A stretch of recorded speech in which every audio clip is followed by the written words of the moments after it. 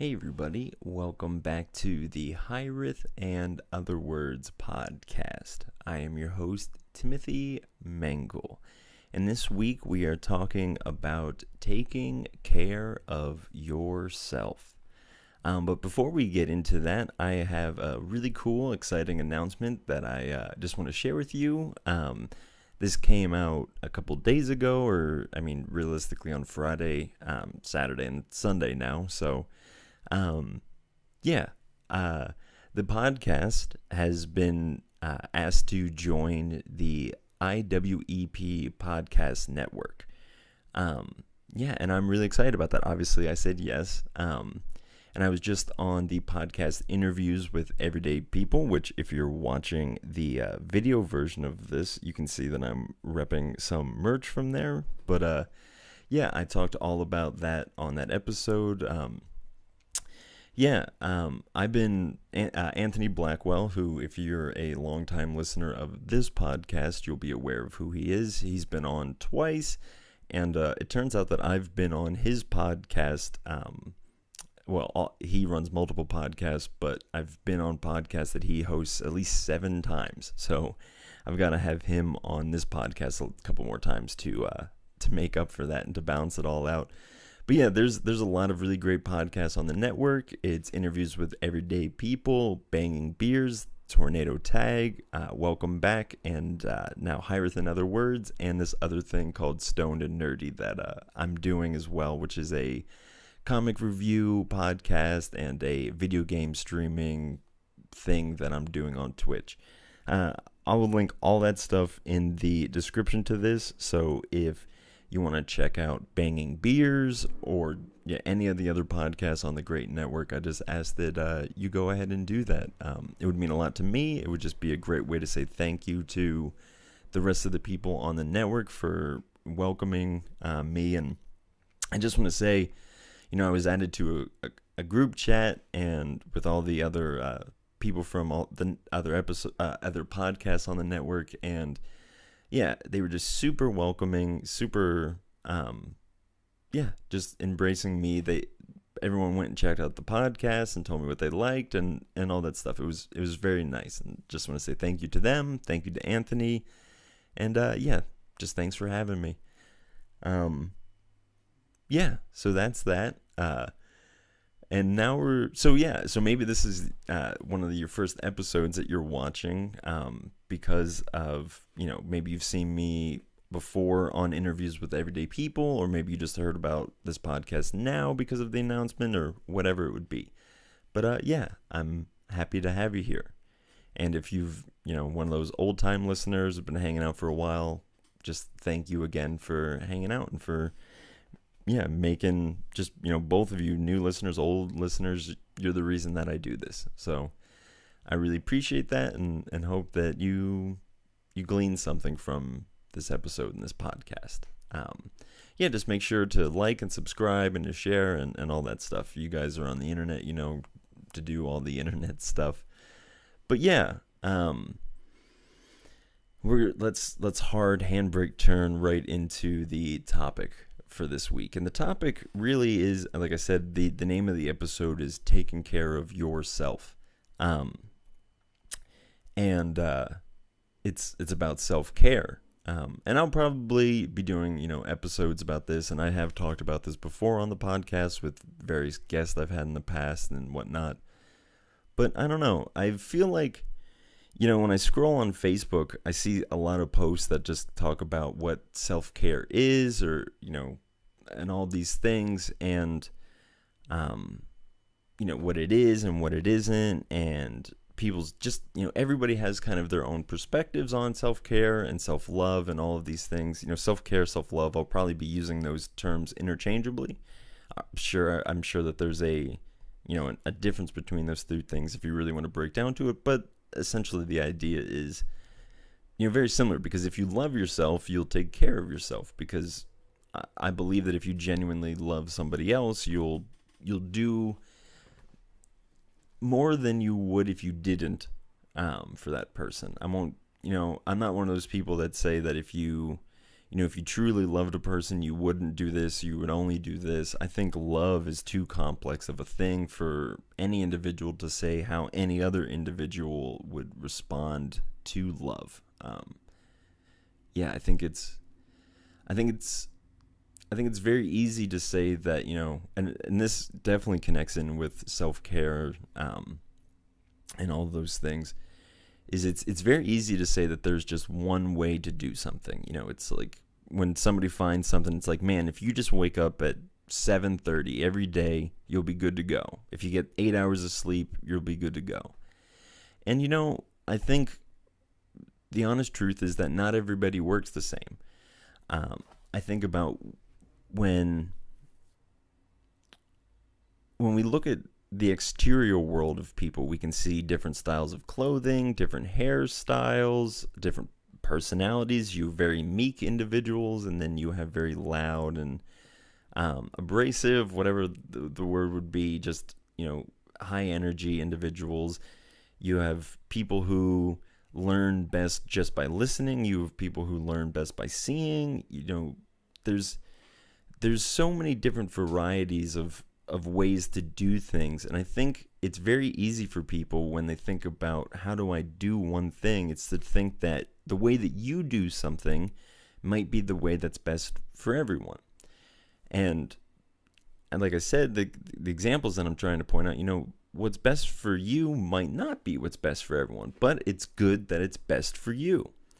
And even something like that, saying, is this good for you? Is this bad for you? Those things are really hard to discern without a certain level of awareness or intentionality, and frankly, just a lot of self-honesty. But yeah, before we get too far into all that stuff, I don't know. I'm trying to think if I want to start with my personal experience with self-love and those kind of things, or if I just kind of want to see, I guess, yeah, let's start there. So I guess for me, I really was introduced to the idea of self-love or self-care or taking care of yourself really through Christianity. Not that, my parents didn't, my parents did a good job of saying, make sure you rest and all those things. But there's something deeper there. And there's, rest and self-care. Maybe there's a little bit of a deeper level there, and a difference between the two. So I mean, this is just one of the first memories of it. I just remember learning this very young in my Christian walk or my spiritual walk, and it kind of staying with me.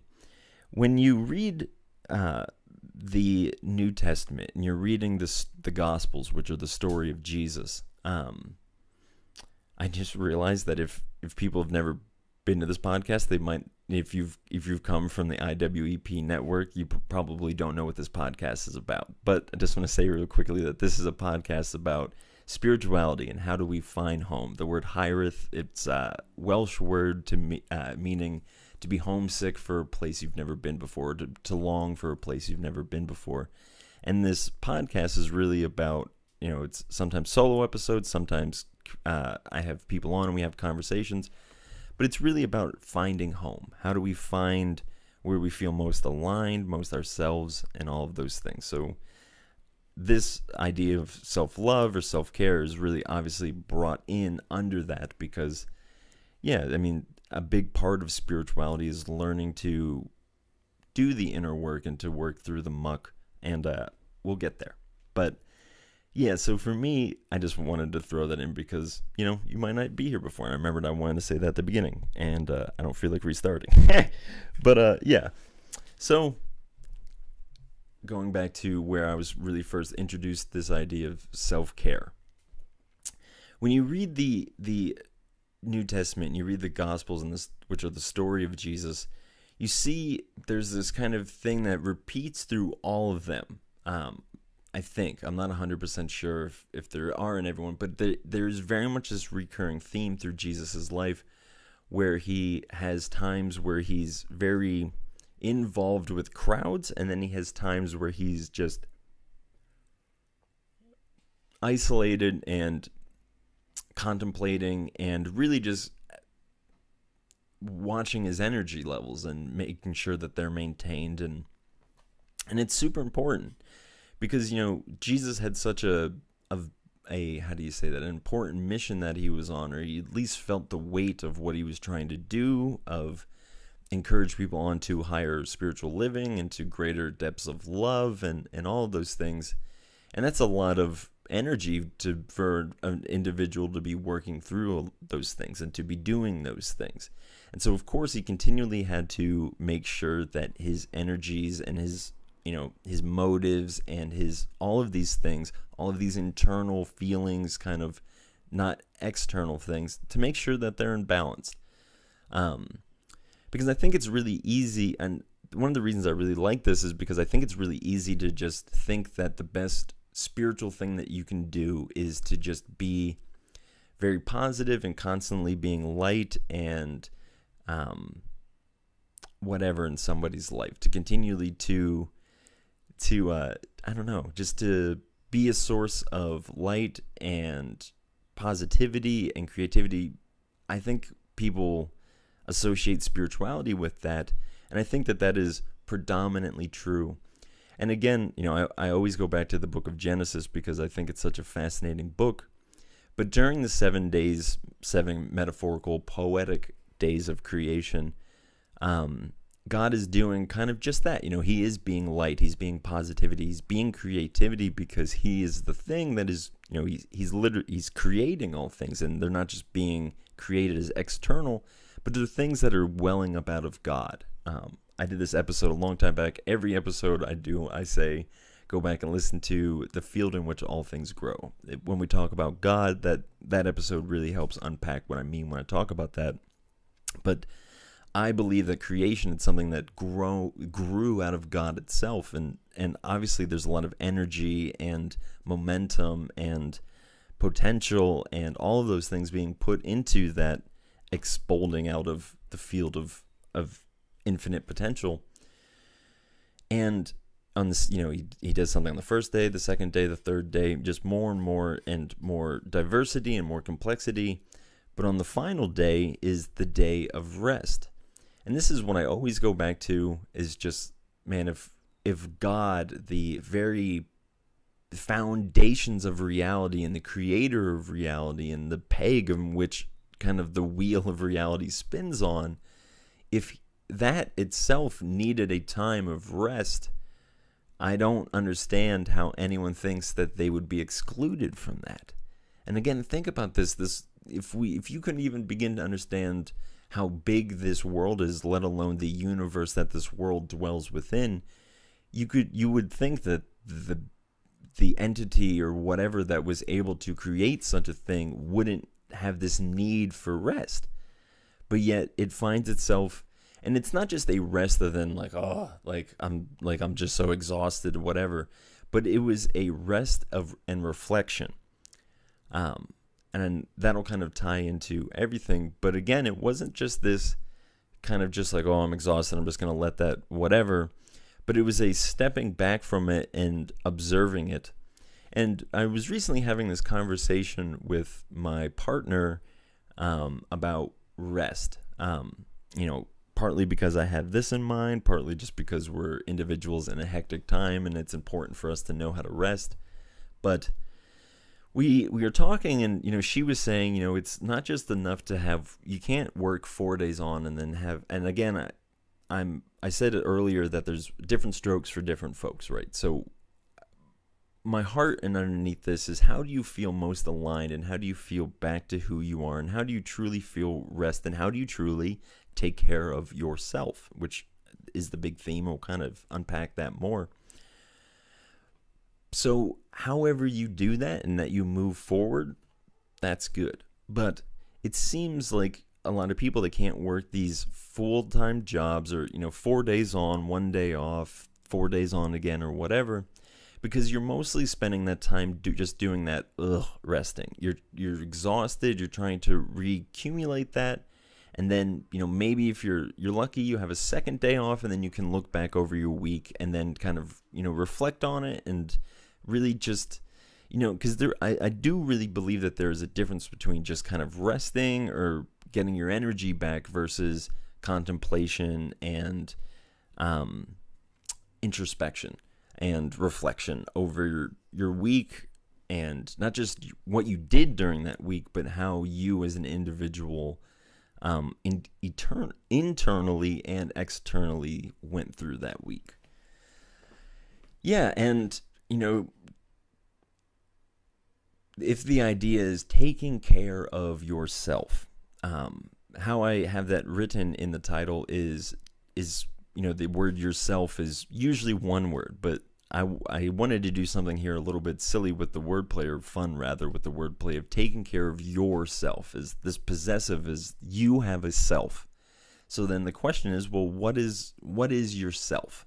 And there's multiple layers to that, and I've been talking about this so much lately, this idea of the complexity of the individuals. We have these crazy amount of layers in every which direction, internally, externally, both, spiritually, physically. Like there's all these different levels of the individual, and learning to take care of yourself at all of these different levels and for all these different levels is an incredibly overwhelming task, one that you might need rest from.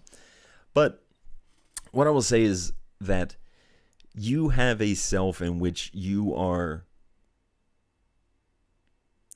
how would you say that you are charged with taking care of.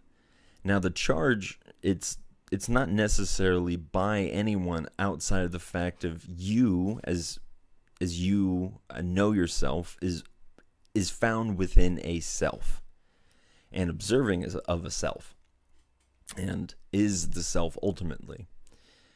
Now, Carl Jung, who is a big influence of mine, he's was a clinical psychologist who did amazing work into subconscious work, dream work, spirituality, of why we have these religious narrative and all of those things.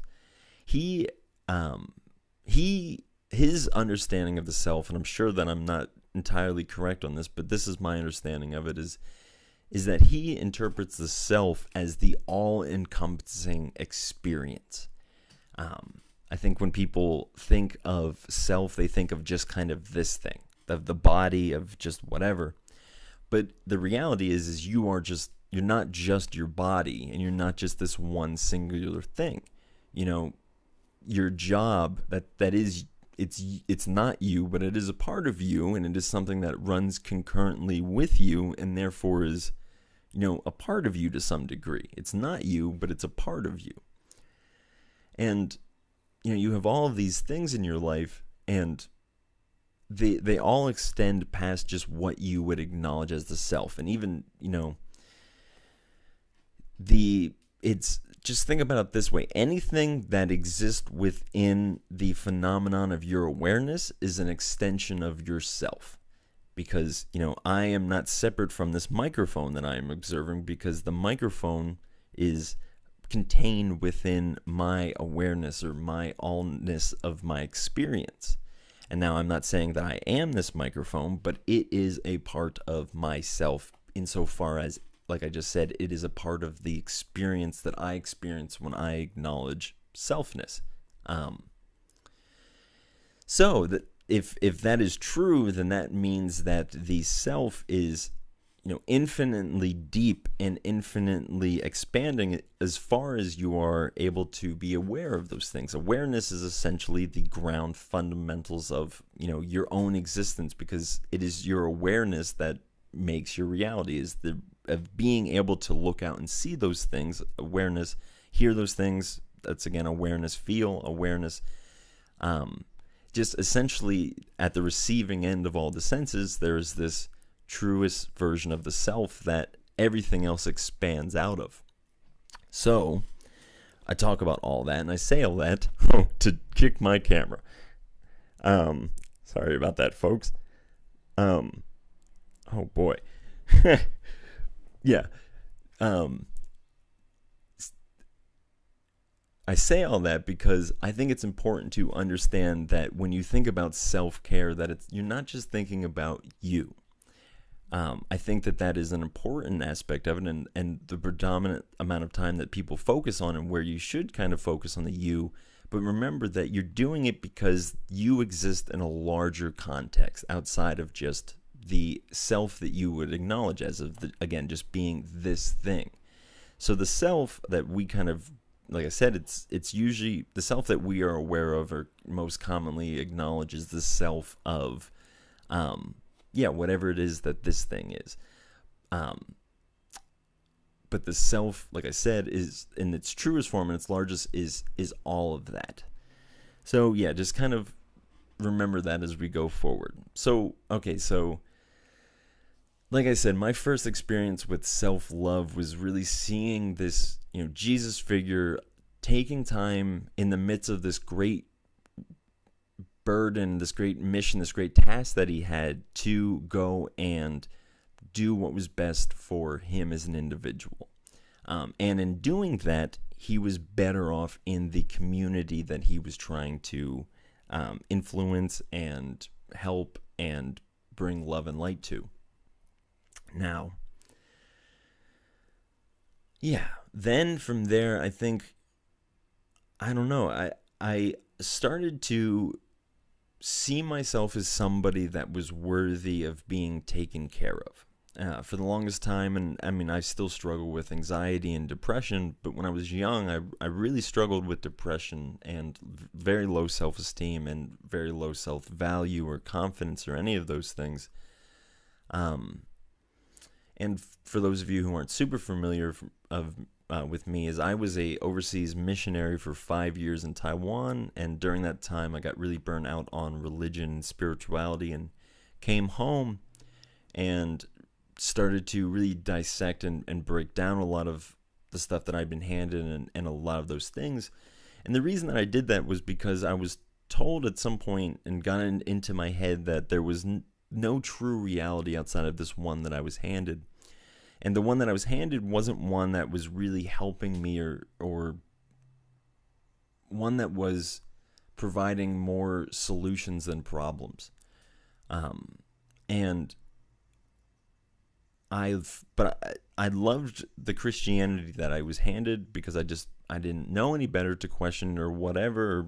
That's a whole other thing. But I really loved that Christianity and all of those things. But I understood that it was not beneficial to the person who was at the receiving end of all of those things. And so that's where my self-care journey really began, because I was seeing that I was stuck in a mindset or in a dogma or in a religion or whatever that wasn't actually helping me. It was hurting me. It was causing more psychological damage than psychological freedom. And it was at that time that I found regardless of what I've been told about this religion, the person that I am underneath all of these things is suffering. And I need to find a way to alleviate those sufferings.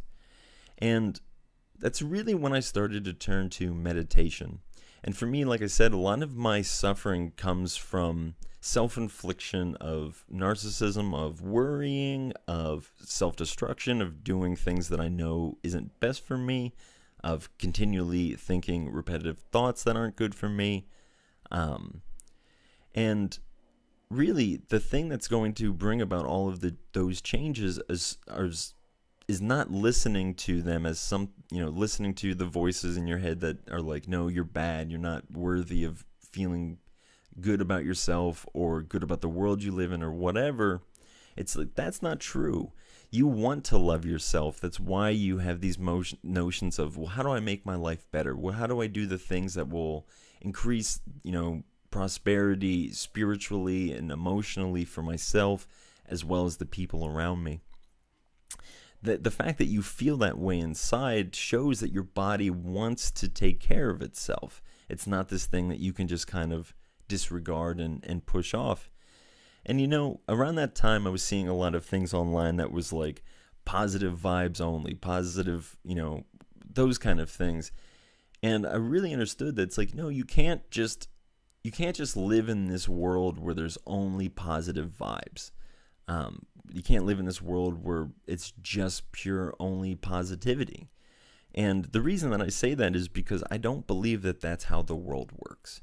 I do believe that the world is fundamentally good and fundamentally in our favor, but I don't believe that the world is empty of suffering. And I very much believe that the world is suffering and that there's an incredible amount of it. And I don't believe that the task of self-care and self-love is to escape or avoid those sufferings, but it is to be able to mend the wounds that those things bring about in a more proper and healthy way, or even to get to a place where you don't allow the wound to happen at all. Now, obviously, there are times when wounds are forced upon us, or we can do the best that we can, and it just happens, or whatever it is. But self-care and self-love, like I said earlier, they're so directly connected to awareness, because you can try to build this world where negativity or pain or whatever doesn't exist, and then you can kind of live ignorantly and blissfully in that. But then pain, there's always a way for a snake to get into a garden, and you can ask Adam and Eve about that. You can ask the Buddha about that too, because Buddha also has a story where he lived in a walled garden. He was taken out occasionally, and every time that he went out, he stumbled across either death or poverty or suffering or sickness or whatever it is. It's, there will always be these, quote unquote, bad or negative or hurtful aspects of reality. So I don't believe that self-love or self-care is the complete avoidance of those things. I believe proper self-care and self-love is finding the way to balance those things in your life. And I feel like I started to say this earlier, but I can't remember. But for me, self-care and self-love, it really started to manifest itself as meditating, as sitting there with my emotions and my feelings and my stress and my worries and my doubts and all those things, and allowing them to just exist and affirming them as existing. And I think a lot of the times people get overwhelmed by the narrative running through their heads, or the thoughts running in your head. And I think it's important to know that you, as far as I know, and again, it's so hard to tell with subjective experiences such as this, but you are the master over those thoughts in your head. But it's very easy for them to run amok and to cause chaos and to, just spiraling off in another direction. And so, like I've been saying, that is the point of awareness in those times. And going back to Jesus at the beginning is, he was aware of those levels in his head. And one of my favorite stories that I've mentioned on this podcast and other podcasts before is that there's this tale of Jesus walking through a crowd of people, and a woman reaches out and touches him, and he says this, he's like, I feel the energy leave me. And I think that that's so important, and it's an insight into the inside world of Jesus. And I always kind of picture it, because I'm a little bit of a visual learner or like this, but I picture Jesus being so aware of his internal world that he can see over here, whatever, can see over there, whatever, and he is acknowledging of, I'm this hungry, I'm this tired, I'm this upset, I don't want to let any of those, I'm this happy, I'm not this happy, he knew how to balance those things, because too much of, either too much happiness or too much sadness, these are all two things, these are all things, everything is something that we need to learn to live in balance and moderation. So, I feel like I could do a whole series on this, because I feel like I haven't even gotten into, I'm already half an hour into this. So let's talk about what is self-care. How do you care for yourself? And again, you as an individual there's so many levels of who yourself is. The first one just being your internal world. How do you set up a world where your internal world can be at rest and not be running amok or whatever? And I can say some things and I can offer some things, but again, as I've been saying throughout this episode, it's going to come down to you and your awareness to go out and be intentional about trying different things that work for you. Maybe it's getting more sleep, maybe it's getting less sleep. You're only going to find what works best for you through A, trying these things, and then B, being aware enough to know what is good and what is bad. Because again, I keep saying, what is good for you, what is good for you. But the you that you are isn't just, your emotions, your body, and you're also your community. So again, your emotions, learn to be aware of them. Learn to guard when you're too hungry, when you're too angry, when you're too happy, or just, and not that that's necessarily a bad thing or anything like that, but it's important to be aware of whatever emotion it is that you're experiencing, because even joy can be overwhelming and too much at a time and too hard to try to maintain. And I think that's the problem with constantly trying to seek out positive vibes only, is that you're just left with, the pursuit of pleasure, of happiness, of those kind of things, instead of rather learning to just be happy and content where you are.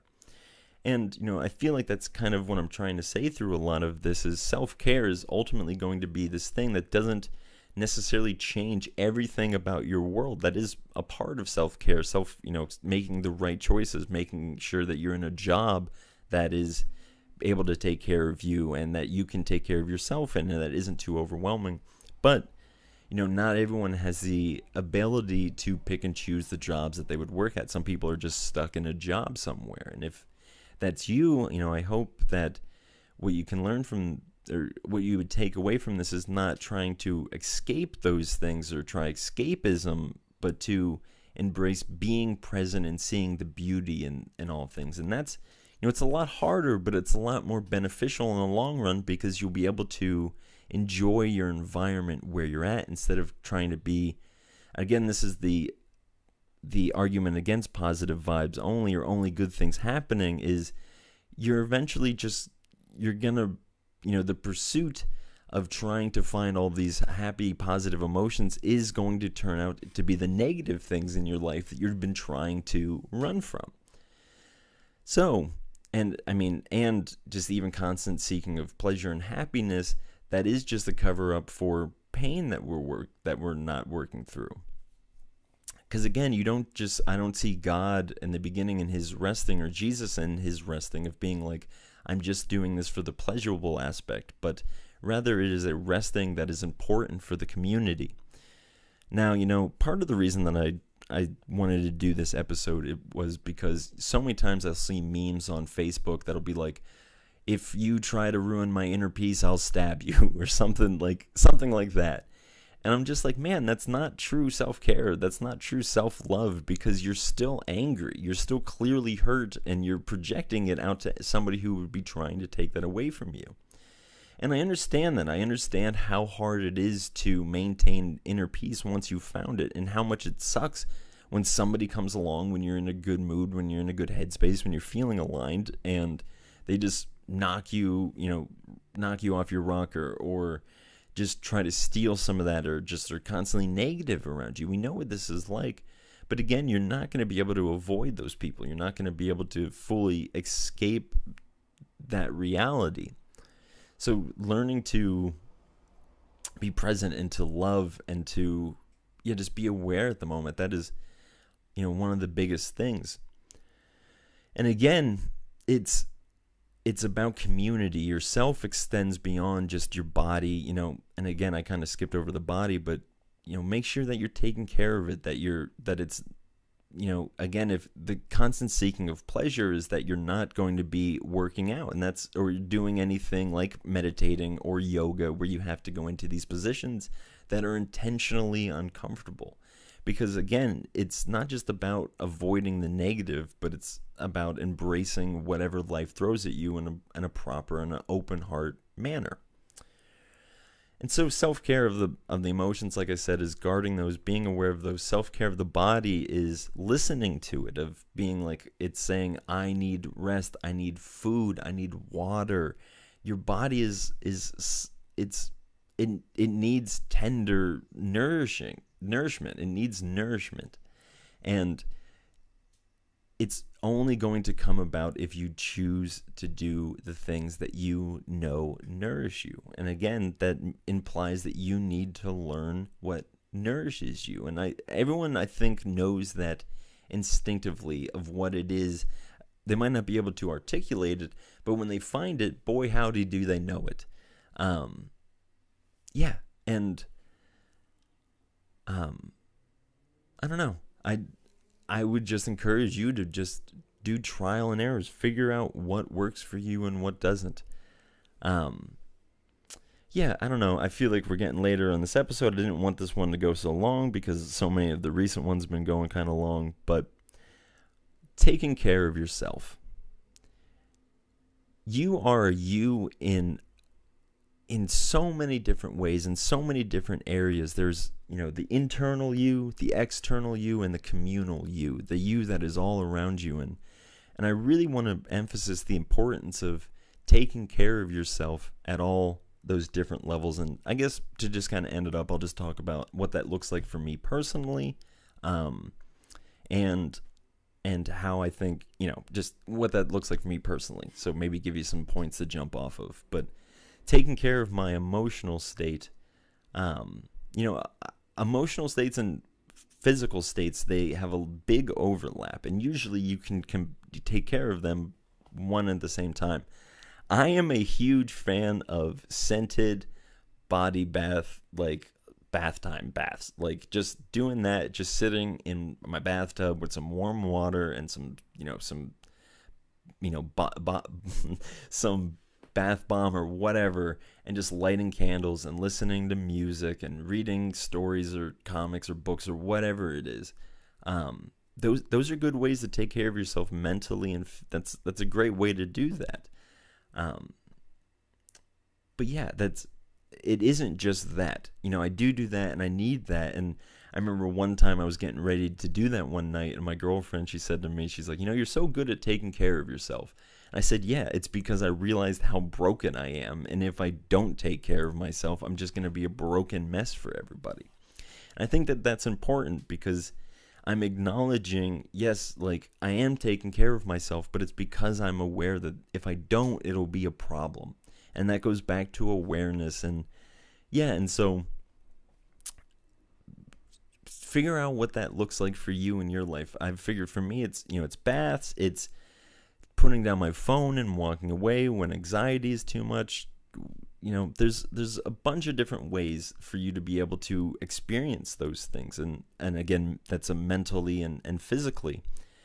But the communal self-care is, how do you take care of your community as you live in it? So you're going around in your community, and your community is an extension of you, of us as a communal you. And if everyone isn't taking care of themselves or acting properly as they go through society is going to be just naturally crumbling along with everything else. And that's why I think it's important to have this inclusive, open-hearted interpretation of self-love or self-care, that it is for you as an individual to go out and face the world better, instead of, self-care isn't making the world better so that you don't suffer so much, but it's making you better so that the world doesn't suffer so much. Yeah, and I think the more that you can balance and take care of your inner world, the less that the things out there will affect you, but that the greater you'll be able to affect those things. Yeah, I would just encourage you is figure out how you, like God, do a rest that is both, letting your body do the thing to regain its energy, but to also be reflective and looking forward of, how do I go forward with this new energy? And who can I affect, and how all those things. This is self-care. I should have done like 6 episodes on this, apparently. But yeah, if I could just encourage you with anything, it would be figure out how do you best take care of yourself? How do you best become the best version of yourself? And that will be done through trial and error. And again, just the final encouragement is, if you are somebody who deserves to be taken care of, if you're here, you have inherent value, because you are part of one of the most mysterious, glorious things that have ever happened, or just is happening.